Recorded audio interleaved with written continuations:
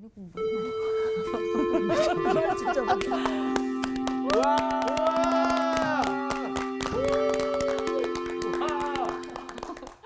안녕하세요. 안녕하세요. 반갑습니다. 네. 반갑습니다. 잘 지냈죠? 네. 자, 오늘부터 어느 책을 공부하는지는 알죠? 네. 오늘부터 요엘서를 요엘. 너무 신기했습니다. 약 6주에 걸쳐서 오. 6주에 걸쳐서 공부를 하겠습니다. 네. 오늘 수업 요엘 1강 여호와의 날은 어떤 날인가? 요엘서는 굉장히 특별하고 독특한 책입니다. 네. 그 본문을 좀 읽어오신 분 한번 손들어 보세요. 아까 열심히 공부했잖아요. 아까 네. 엄청 봤는데. 뭔 말인지 모르겠어요.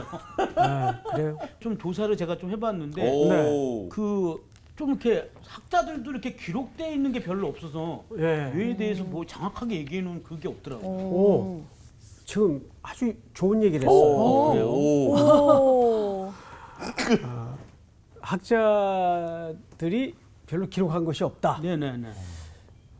뭐에 대해서 특별히 언급이 없었나요? 그 지어진 시간 그러니까 연도수 때 뭐 그 요엘이 어떤 사람이고 그런 공부를 게 했군요. 오. 공부를 했어요. 시기가 언급이 없어요. 음. 그 부분은 우리가 일단 본문을 한번 읽어보고 네. 네네네. 들어가도록 하겠습니다. 우리 저기 누구부터 한번 읽을까요? 우리 광호 학생부터. 네. 부두엘의 아들 요엘에게 임한 여호와의 말씀이니라. 늙은 자들아 너희는 이것을 들을지어다. 땅의 모든 주민들아 너희는 귀를 기울일지어다. 너희의 날에나 너희 조상들의 날에 이런 일이 있었느냐? 너희는 이 일을 너희 자녀에게 말하고 너희 자녀는 자기 자녀에게 말하고 그 자녀는 후세에 말할 것이니라.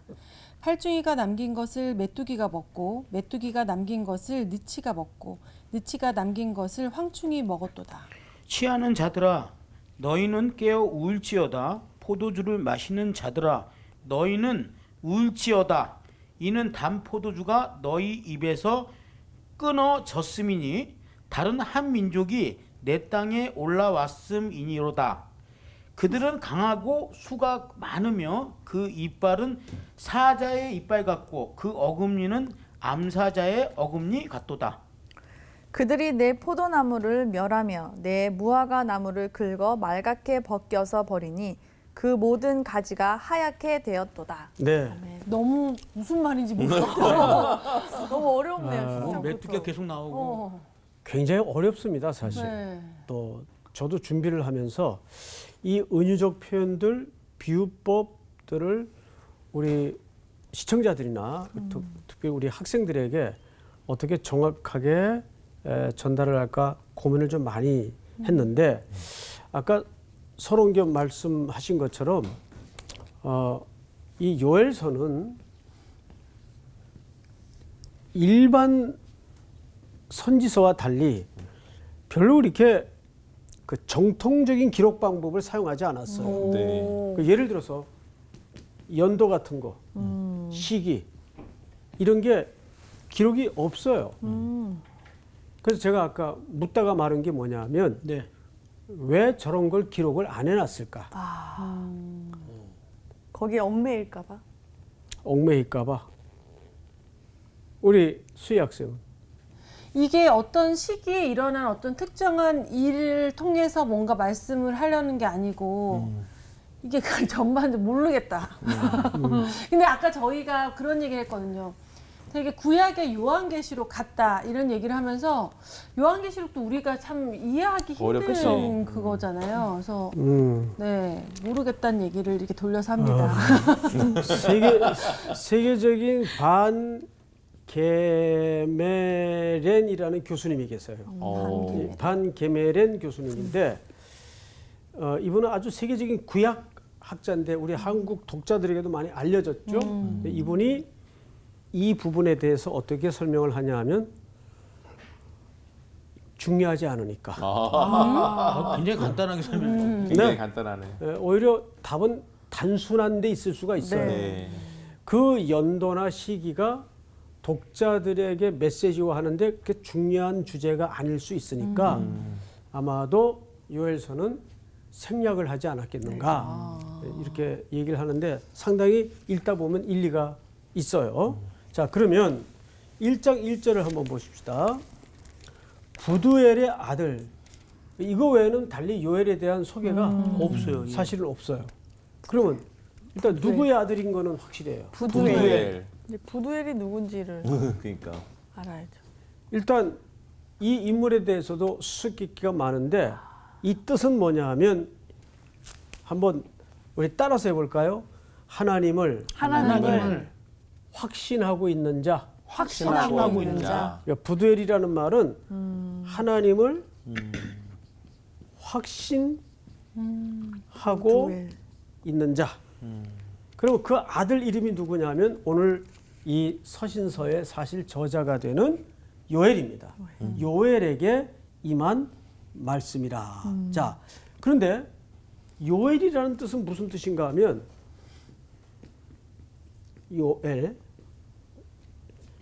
요엘이라는 한번 따라서 합니다. 그래야 이렇게 네. 암기가 되니까. 네. 자, 여호와는 여호와는 하나님이시다. 하나님이시다. 하나님이시다. 여호와는 하나님이시다. 하나님이시다. 여호와는 하나님. 여호와는 에미에고랑 비슷하지 않나요? 에미에고 에고엠인가요? 훌륭하다. 안 들은 귀로 칠게요. 웬 헬라어를 갑자기 얘기를 해요? 저 구약 얘기하는데. 에고에임이, 네. 에고에임이. 예, 예. 나는 뭐뭐이다. 네. 그 용법이죠. 근데 여기서 그 용법하고는 조금 거리가 있죠. 네. 예, 그냥 갑자기 생각이 난 건가요? 네, 네. 예. 훌륭하다. 갑자기 생각이 났어도 수업 시간에 요엘서는 말한 것처럼 연도와 시기에 대해서는 기록하지 않았어요. 그러면 저자는 정확하게 밝히죠. 네. 네. 누가 썼어요? 요엘. 요엘이 썼어요. 부두엘의 아들 요엘이 썼어요. 자, 그런데 문제는 뭐냐면 이 책의 위치. 보통 우리가 요엘서는 3장에 걸쳐 짧은 책이니까 무슨 책으로 분류를 하죠? 소선지서. 그렇죠. 네. 소선지, 대선지 할 때는 네, 네. 분량을 네. 기준으로 가늠한다라고 말씀을 드렸었어요. 네. 이것은 뭐 큰 의미가 없어요. 자, 그런데 요엘서를 중앙에 놓고 요엘서 앞에 책이 무슨 호세야. 호세야. 그렇죠. 보세요. 호세아야. 요엘서 다음 책이 뭐예요? 아모스. 아모스. 아모스. 네, 요엘 아모스죠. 네. 아모스. 자, 그런데 이 위치가 왜 문제가 되냐면 호세아 선지자와 아모스 선지자가 동시대 사람이에요. 아. 그러니까 동시대 활동을 했던 사람이에요. 네. 근데 그 사이에 요엘이 껴있어. 낀 인물이 요엘이고 요엘서입니다. 그런데 이 책이 각각 설명하는 바가 뭐냐 하면 아모스는 심판이에요. 그래서 아모스는 이스라엘의 죄와 저주에 관한 심판에 관한 내용들이 빼곡히 기록돼 있어요. 네. 반면에 호세아는 뭐예요? 사랑 돌아옴. 하나님의 사랑과 자비 그리고 구원하심. 맞아. 그러면 이게 무슨 얘기가 됩니까? 이스라엘 백성들은 그들의 언약적 징벌, 언약적 징벌이라는 것은 이렇게 흔한 표현은 아닌데 하나님의 언약을 어긴 결과로 마땅히 받는 징벌을 네. 얘기하는 거죠. 그게 심판이에요. 네. 근데 이 심판이 어디로 넘어간다는 거죠? 하나님의 사랑과 자비와 구원. 구원으로 넘어가는 거예요. 네. 여기서 우리가 한 가지 깊은 신학적 성찰을 좀 할 주제가 만들어집니다. 이게 뭘까요? 자, 생각해 보세요. 아모스서를 쭉 읽다 보면 이야, 이 시대가 너무 악했구나. 너무 이 백성들이 당연히 마땅히 심판받아 마땅하다. 마땅한 시대였고 네. 백성들이었구나. 근데 갑자기 동시대 호세아를 통해서 사랑, 자비, 하나님의 구원이 또 한켠에선 선포돼요. 그러면 도대체 요엘은 여기에서 이 양자 간의 다른 주제인데 어떤 연결고리를 갖는가를 설명하는 책입니다. 이제 심판을 받지 않으려면 니네가 이렇게 해야 돼를 알려주는 거 아니에요? 심판은 아니요, 어떻게 용서? 심판할 거다 뭐 이런 거. 그거는 우리가 오늘 첫 시간이니까 너무 단적해서 들어가면 오류가 발생할 수 있어요. 네, 네. 그래서 우선 서론 시간이니까 오늘 첫 시간이니까 정말 그러네. 호세아, 요엘, 아모스라는 연결되어 있는 책의 사이 구조 속에서 왜 요엘서는 이 동시대 활동했던 선지자 사이에 끼어서 이 글을 기록하고 있는 걸까? 그래서 여기는 심판이고 여기는 사랑과 자비와 구원을 설명했는데 요엘서는 무슨 역할을 한다? 연결고리. 연결. 이 심판에서 사랑과 자비와 구원으로 넘어가는 연결고리 역할을 한다. 이건 외워야 돼요. 네, 네. 예. 왜냐하면 우리가 아직 내용으로 안 들어갔기 때문에. 네, 네. 자, 그러면 본문을 다시 보십시오. 재밌습니다. 요엘서는 크게 두 구분으로 나누어집니다. 뭐 석장이니까 1장 1절서부터 2장 17절까지. 1장 17절. 첫 번째 덩어리가 1장 1절서부터 2장 17절. 17절까지. 그 두 번째 덩어리가 2장 8절부터 18절서부터 3장. 3장 끝까지. 21절까지. 끝까지. 이렇게 요엘서를 굳이 나누려면 저렇게 두 구분으로 나눠져야 되는데 네. 우선 첫 번째는 하나님의 심판을 설명해요. 여기서 하나님의 심판. 두 번째는 하나님의 구원. 그러면 요엘서는 결국 석자에 걸쳐서 무슨 얘기를 하고 싶은 거죠? 심판과 하나님의 심판과 구원. 구원을 이렇게 크게 나누어서 설명을 하고자 하는 책입니다. 자, 그러면 우리 지난 시간에 마가복음을 총정리하면서 네. 터널을 하나 쭉 뚫었어요. 네. 그 터널에 두 가지 주제가 있었죠. 네. 뭐예요? 기독론. 그렇죠. 기독론. 그리고 제자에게 제자에게. 그렇죠. 아주 정확히 기억하시네요. 그렇듯이 이 요엘서를 터널을 하나, 척추 같은 터널을 하나 뚫으라면 그 주제가 있어요. 그 주제가 뭐냐 하면 여호와의 날입니다. 여호와의 날. 여호와의 날. 여호와의 날.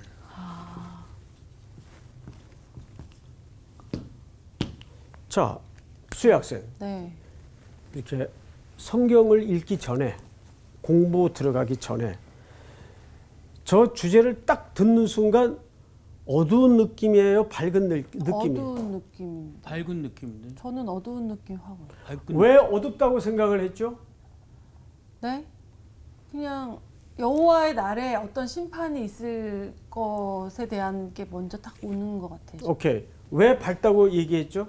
그 예전에 그 요한계시록이 그 크리스찬들에게는 아가서 같다라고 얘기하셨거든요. 왜냐하면 신랑이 오시는 그날이기 때문에 여호와의 날이 바로 그 신랑이 오시는 그날이라고 생각한다면 신부 입장에서는 좋은 거죠.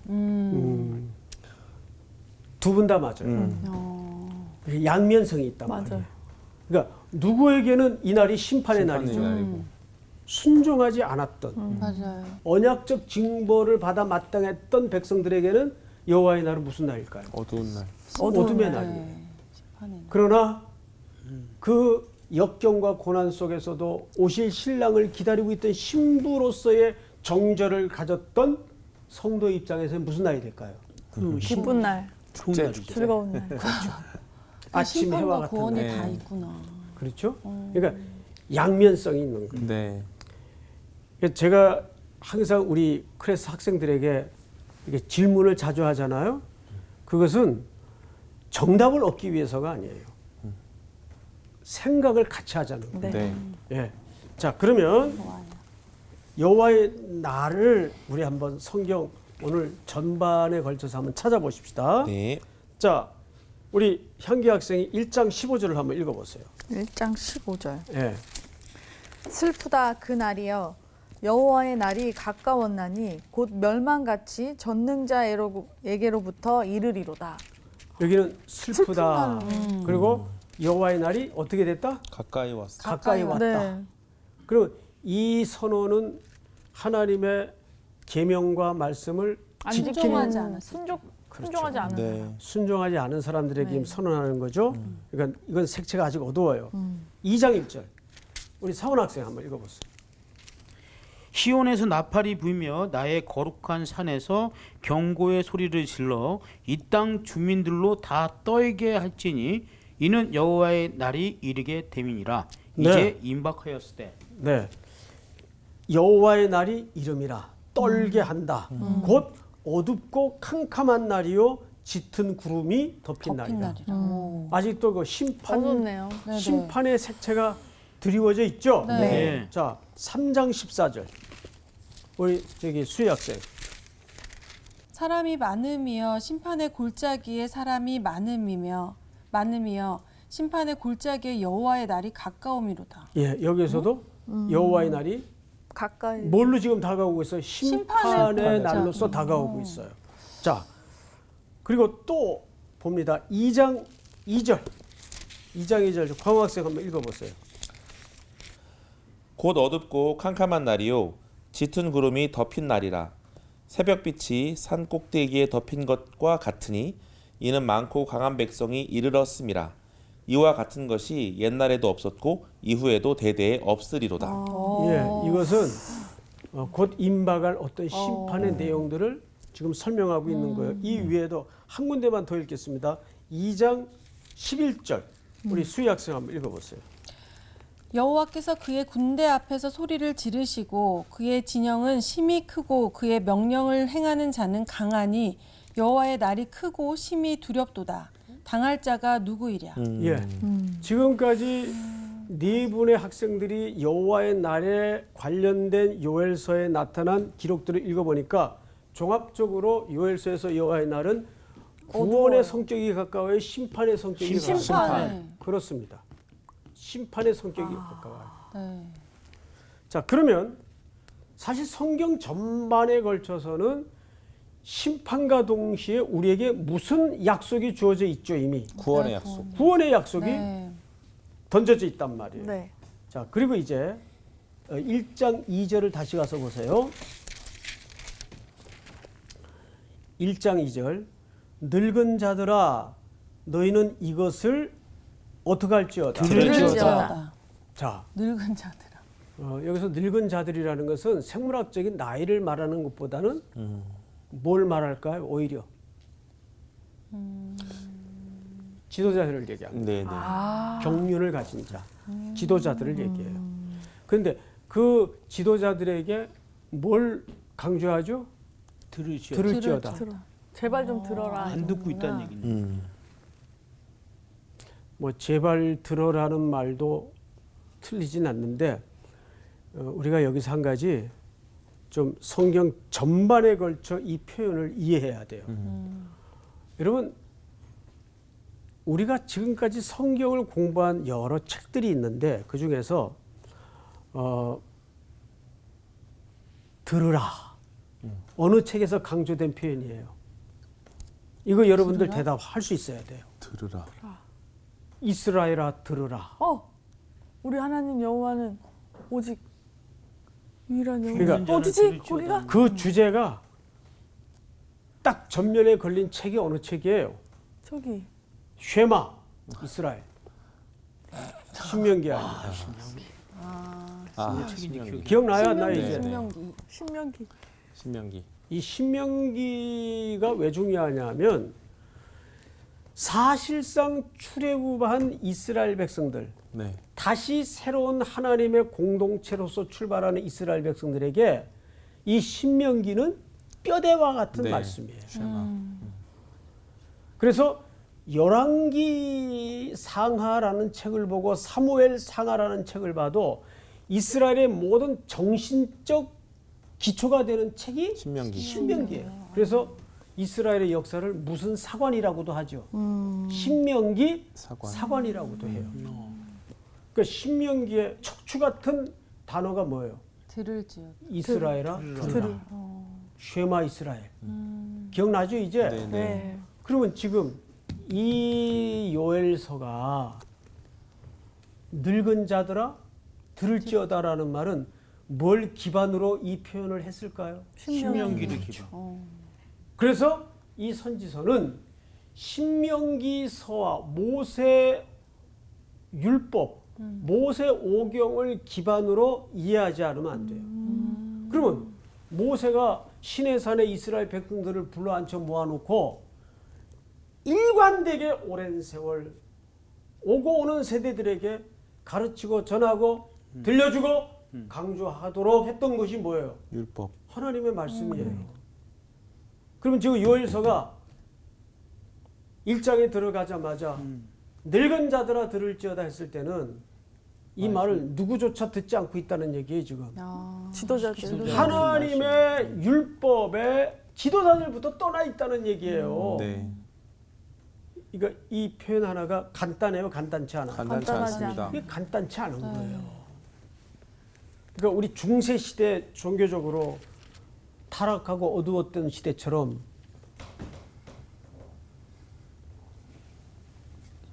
교회 지도자들이 성경도 안 읽고 그냥 무슨 주문처럼 달달달달 자기네들만 알아들을 수 있는 얘기만 하고 네. 그렇게 암흑에 빠져 있듯이 네. 이때는 이미 요엘서가 지적하고자 하는 섬찟한 지금 고발이 첫 번째가 뭐냐면 지도자들아 너희가 하나님의 우리 이스라엘의 정신적 기초가 되는 말씀. 신앙의 기초가 되는 신명기 사관에 기초한 하나님의 말씀을 들을지어다. 듣고 있는데 들으라 그래요? 안 듣고 들으니까. 있으니까. 그리고 이제 성경을 보세요. 2절로 다시 갑니다. 늙은 자들아 너희는 이것을 들을지어다. 땅의 모든 주민들아 너희는 귀를 기울일지어다. 너희 날에나 너희 조상들의 날에 이런 일이 있었느냐? 이게 무슨 얘기예요? 그러니까 이 말은 이런 시대는 없었다. 네, 네. 심지어 성경의 역사에 보면은 여호야김 때 하나님의 율법을 가져오게 해서 면도 칼로 죽죽 찢어가지고 화롯불에 집어던지는 그러니까 완전히 하나님의 말씀이 덮어지고 무시되고 경홀히 여겨지던 시대가 시대예요. 이 시대가 네. 그 다음에 보십시다. 3절 너희는 이 일을 누구에게 말하고? 자녀에게. 너희 너희 자녀에게. 자녀에게 말하고 너희 자녀는 자기 자기 자기 자녀에게 말하고 그 자녀는 후세에 후세에 말할 것이니라. 그러니까 지금 몇 대에 걸쳐 이것을 계속 강조하고 있는 거죠? 4대. 4대에 걸쳐. 자, 여러분 그러면 신명기 책에 일관된 이스라엘아 들으라 그 교훈을 누구에게 가르치도록 돼 있어요? 이스라엘 백성들. 자녀들에게 자녀들에게. 가르치도록 돼 있단 말이에요. 그러면 이 지금 요엘서의 지적이 그 자녀들에게 가르치도록 되어 있었던 말씀의 전통과 말씀의 교훈과 유산이 무너졌어요. 제대로 물려졌다는 얘기예요? 무너졌다는 얘기예요? 무너졌다는 얘기예요. 무너진 거예요. 여러분 말씀 교육이 무너지면 시대는 무너진 네. 시대예요. 그 긴박함을 지금 한국 교회가 깨닫고 있어야 돼요. 사실은.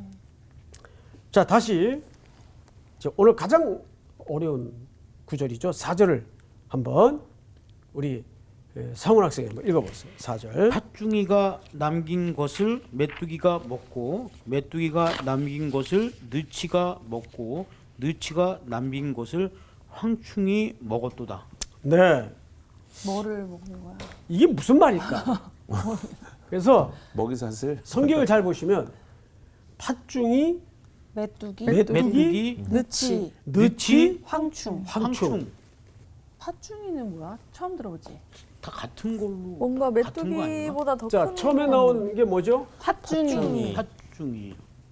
팥중이. 두 번째는 메뚜기. 메뚜기. 느치. 세 번째는 느치, 치. 느치. 네 번째는 황충. 황충. 이제 이것 때문에 학자들 간에 아주 많은 견해들이 쏟아져 나와 있어요. 그러겠어요. 그러겠죠? 네. 그래서 방금 우리 상훈 학생이 이제 지나가는 말처럼 혼자 다 이제 같은 게 아닌가. 다 같은 게 아니냐. 그래서 이렇게 해석하는 학자들도 있어요. 그 시기에 따라 변형되는 과정이 아닌가. 이렇게 보는 학자들이 있어요. 있고. 저도 한때 그렇게 생각을 했던 적이 있었어요. 그런데 일단 여기서 가장 우리에게 낯익은 메뚜기, 것은 메뚜기죠. 네. 메뚜기는 출애굽기에 보면 열재양. 재앙의 상징 중에 하나예요. 그렇죠. 네. 열재양도. 그렇죠? 네. 자, 그러면 우리가 이것이 뭔가를 결국 어떤 직통 계시를 받거나 뭐 그런 것도 있을 수 없지만 그런 해석보다는 성경에서 문맥과 맥락에서 찾는 방법이 가장 안전해요. 네. 그래서 우리 수희 학생이 25절을 읽어보세요. 2장 25절. 내가 전에 너희에게 보낸 큰 군대 곧 메뚜기와 느치와 황충과 팥충이가 먹은 횟수대로 너희에게 갚아주리니. 네. 군대? 여기 보시면 이 각각을 털어서 뭘로 묘사했냐면 군대, 네. 군대로 묘사했어요. 그렇죠? 네. 그러니까 이것은 이스라엘을 하나님이 손보기 위해서 징계하고 고쳐내기 위해서 동원한 이웃 나라의 군대들을 얘기하는 거예요. 무슨 말인지 알겠어요? 네. 이것이 변형된 각각의 어떤 변화의 과정일 수도 있지만 그것보다는 요엘서라는 문맥 안에서 보니까 이건 틀림없이 군대를 은유적으로 설명하는 게 맞아요. 네. 그 군대는 어떤 군대겠어요? 뭐 바벨론. 대개 그렇죠. 네. 제일 먼저 우리가 아수르, 네. 바벨론. 네. 그다음에 메데바사. 페르시, 메데바사, 메데바사. 바사, 그리스. 그다음에 헬라, 헬라. 그다음에 로마. 로마. 그런데 요거만 해도 벌써 하나, 둘, 셋, 넷, 다섯, 여섯 제국이 뜨거지고 했어요. 네. 근데 보통 우리가 몇 대 제국이라고 얘기합니까? 5대. 네. 5대 제국. 그런데 무슨 제국이라고도 하죠? 4대. 4대 제국이라고도 해요. 그럼 왜 이렇게 사람마다 달리 표현을 하는가? 네. 그 이유가 있습니다. 문명권으로 묶을 때는 4대 제국이에요. 그러니까 아수르와 바벨론을 하나의 같은, 문명으로 그렇죠. 보듯이. 네, 네. 아, 그런데 이것을 국가와 혈통으로 묶을 때는 5대 제국이 돼요. 이해가 되죠, 이제? 네. 그러니까 메데바사를 하나로 보는 하나로 보고. 이 헬라 안에는 마케도니아가 사실은 같이 끼어져 있죠. 네. 네. 예. 그러니까 우리가 아니 뭐 이렇게 학자마다 말이 달라 이렇게 생각하지 말고 중요한 것은 5대 제국으로 볼 때는 국가와 뭘로 기준을 한다? 민족. 네. 민족. 국가, 네? 민족. 기준으로 한다. 그리고 4대 제국으로 할 때는 혈통. 문명. 문명권으로 묶는다. 그러면 여기서는 뭘로 묶은 겁니까? 문명권. 문명으로. 그렇죠. 문명권으로 묶은 거예요. 근데 그 문명권의 절정에 달했던 제국들을 통해서 하나님이 하나님의 백성들을 고치는 도구로 쓰시는 겁니다. 계속 공격을 받는다는 걸 말씀하시는 거죠. 오. 예. 그 실지가 그렇잖아요. 네, 맞아요. 네. 이스라엘의 역사를 보면 아수르가 들어왔다가 또 바벨론에게 먹히고 바벨론이 들어왔다가 메데바사에게 먹히고 그 메데바사는 페르시아라고도 네네. 하죠. 네. 그리고 또 헬라 또 마케도니아 마케도니아, 로마. 동시에 로마 이렇게 계속 어느 나라를 중심으로 움직여져요. 이스라엘이라는 나라를 이 조그만 강원도 바닥밖에 안 되는 그런 조그만 나라 연약한 백성들을 하나님이 고치고 만들고 세우기 위해서 이 거대한 역사를 심판하시고 움직이시는 거예요. 네. 예, 그런 관점에서 우리가 이해를 하고 넘어가면 이거는 팥죽이는 뭐냐 일일이 그렇게 골머리를 앓지 않아도 네. 2장 25절을 보니까 진짜 아 이것은 군대구나. 이렇게 이해를 하는 거죠. 네. 자, 그다음에 4절을 다시 보십시다. 4절. 1장 4절입니다. 특별히 이 메뚜기 재앙에 대해서 메뚜기 재앙은 방금 말씀드린 것처럼 출애굽기의 10재앙 중에 하나이기도 하죠. 네. 또 이 메뚜기 재앙은 4종류의 곤충들과 함께 섞여서 묘사가 됩니다. 그런데 방금 살펴본 것처럼 이 4종류가 뭐냐 했을 때 2장 25절을 보니까 이것은 군대다. 자, 그러면 왜 하필 4일까 했을 때, 자, 여러분 이 숫자가 중요해요. 제가 그 수비학을 여러분들에게 강의를 했던 적이 있어요. 네. 이 4는 무슨 숫자라고 그랬어요? 동서남북.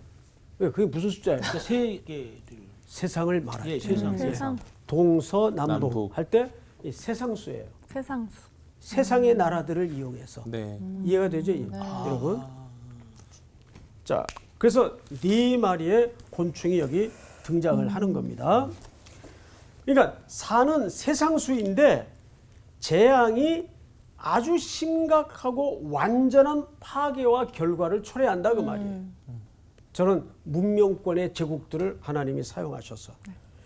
그리고 특별히 메뚜기 재앙이 중요한 것은 그것은 신명기적 관점에서 언약적 징벌을 얘기하는 거예요. 언약적 징벌. 또 우리가 1장에서 메뚜기 재앙을 2장에서는 군사적 침략으로도 묘사가 되죠. 자, 그러면 5절로 넘어갑니다. 취하는 자들아 너희는 깨어 울지어다 포도주를 마시는 자들아 너희는 울지어다 이는 단 포도주가 너희 입에서 끊어졌음이니. 자, 여러분 이 5절은 우리가 이렇게 한글 성경만 딱 표피적으로 읽을 때는 우리 그런 건 우리 수희 학생이 대답을 잘할 것 같아. 느낌상. 뭘 얘기하고 싶은 걸까요? 이 5절이. 단 포도주가 끊어졌다라는 거는 말씀이 이제 끊어졌다 뭐 이런 뜻이 아닐까 이런 생각이 들었어요. 여기 잘 보시면 네. 취하는 자들아 너희는 깨어 울지어다 포도주를 마시는 자들아 너희는 울지어다 네. 이는 단 포도주가 너희 입에서 끊어졌도다. 그러니까 하나님 말씀이 너 입에서 포도주가 끊겼다. 말씀이란 뜻이에요. 약간 생명과 연결된 조금 나갔죠. 많이 나왔어요. 많이 나온 것 같아요. 자, 사실상 포도는 여기서 뭐가 나죠?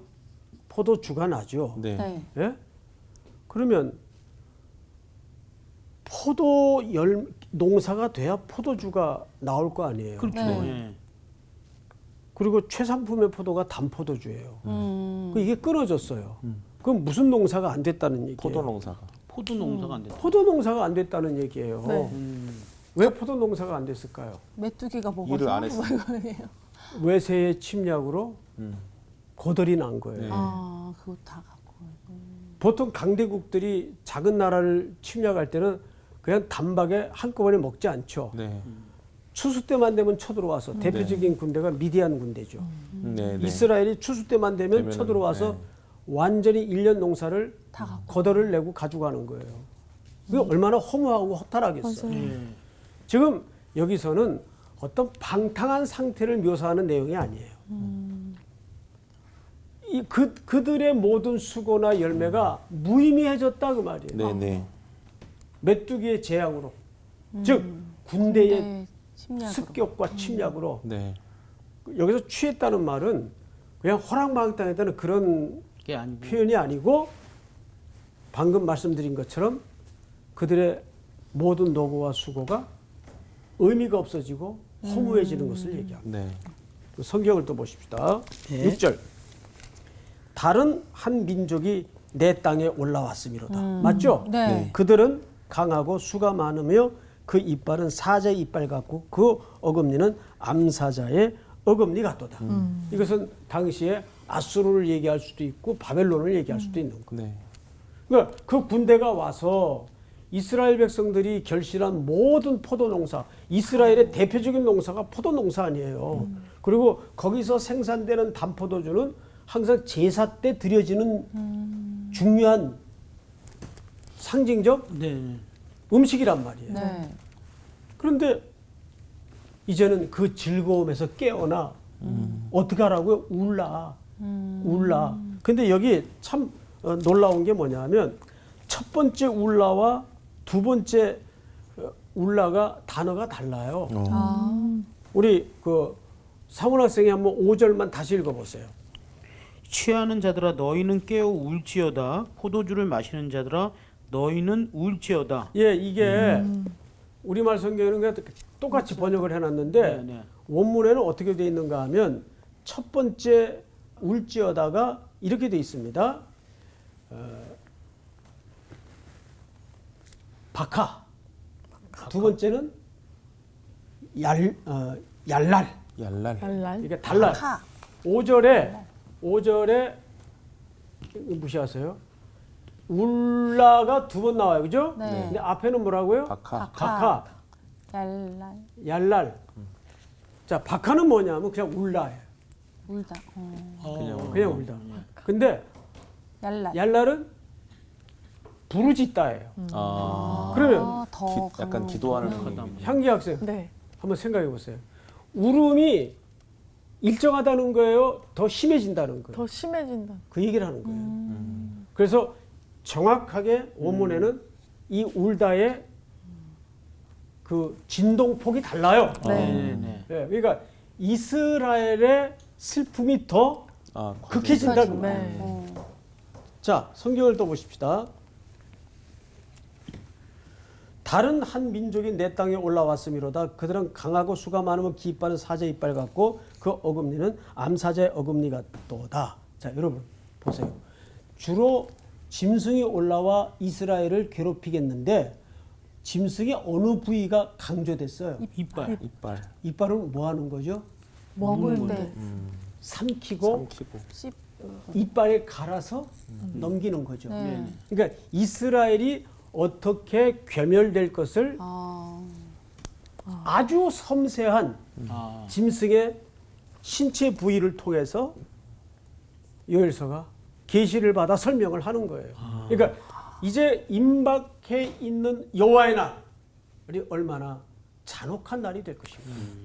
사자의 손으로 치겠고보다는 이빨 이게 나온 게 느낌이 훨씬 더 더 무서워. 세게 느껴지는 그렇죠. 거죠. 예. 끔찍한 거죠. 자, 마지막으로 7절 다 같이 시작. 그들이 내 포도나무를 멸하며 내 무화과 나무를 긁어 말갛게 벗겨서 버리니 그 모든 가지가 하얗게 되었도다. 네, 이것이 여호와의 날에 임할 이스라엘 백성들의 상태를 지금 고발하는 내용이에요. 그러니까 우리 아까 여호와의 날의 그 엄정함에 대해서 여러 군데 본문을 찾았지 않습니까? 네. 그런데 이상한 게 하나 뭐냐면 딱히 특정 죄에 대해서 지적이 없어요. 아. 이것 때문에 심판한다가 그렇지. 나오구나. 그게 없어요. 요엘서의 특징이에요. 과연 그것이 뭘까요? 다음 시간에. 수고하셨습니다. 감사합니다. 드라마도 이렇게 맞출 때 피 마르는데. 근데 요엘서가 너무 어려운데 이렇게 설명하기가 너무 재밌다. 너무 재밌어. 요에서는 진짜 말씀으로도 듣기 힘든 그러니까요. 성경인데 이렇게 또 자세하게 들을 수 있어서 너무 감사하다. 맞아요. 근데 또 아니 선생님께서 하고 많은 성경 중에 마가복음 끝나고 요엘서를 그러니까, 선택한 그게 이유가 너무- 분명히 어. 있으실 거예요. 것 같아요. 그러니까. 예. 원래 사실 호세아서에서 얘기하는 게 정말 사랑이고 그 고멜을 다시 데려오는 그 호세아의 맞아, 맞아. 마음을 안보이는 부분인데 요에서는 진짜 무서운 얘기들이 담겨 있잖아요. 근데 오히려 저는 그 사랑하신 하나님의 그 멸망 이전에 우리를 빨리 말씀으로 구원하시려고 하는 간절함이 느껴지는 것 같아서 더 잘 배워야 되겠다는 생각을 했습니다. 네, 다음 우리 주가 더 기대된다. 그러니까 잘해오고. 다음 주 기대가 됩니다. 네, 복습 잘해오시고. 복습. 알겠습니다.